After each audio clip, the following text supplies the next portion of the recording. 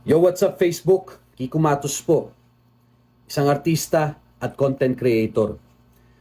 Gusto ko lang ipahatid ang aking pakikiramay sa pagkawala ng Facebook page ni Rendon Labrador at nakikiramay rin ako sa pagkawala ng buong social media ni Rendon Labrador.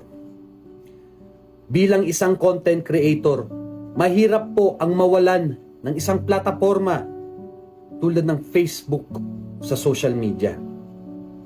Tila baga parang isang bangungot, isang panaginip na sana magising ka na lang kapag nangyari ito. Kaya ako mismo, hindi ko na naisin ang pagkawala ng social media ng kahit kanino man sa kapwa content creator ko. Kaya Rendon Labrador, ito lang masasabi ko sa iyo. Condolence sa pagkawala ng Facebook page mo, pero mo, buti nga sa'yo! Buti nga sa'yo, hindi, real talk, buti nga sa'yo. Buti nga nawala yung Facebook mo.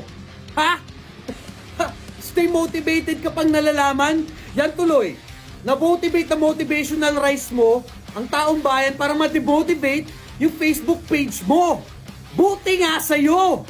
Akala mo kung sino ka? Akala mo kung sino kang perfecto? Ano nga ba yung advokasya mo?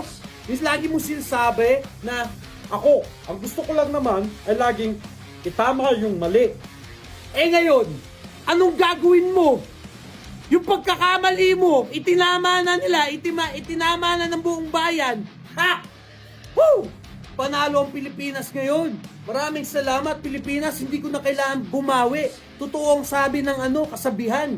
Hayaan na natin ang Diyos. Diyos na ang bahala sa'yo. Ito pa, may sinasabi pa to si Boy Canin. Basahin ko lang. Sabi ni Boy Canin, pasensya na sa lahat ng taga-suporta natin at kasalukuyan na hindi ako makapaniwala at magulat sa pagkawala ng aking Facebook page. Talaga?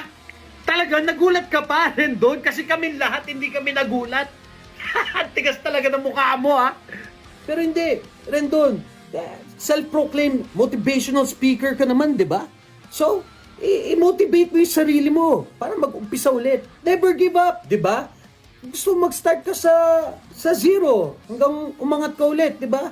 Motivate, stay motivated. O kung gusto mo, bumili ka na lang ulit ng bagong Facebook page tulad ng luma mo, di ba? Ha! It's a good day today. Let's heal the world. Wala na ang Facebook ni Rendon Labrador. Gusto ko mag-alay ng konting katahimikan sa pagkawala ng Facebook page ni Rendon Labrador.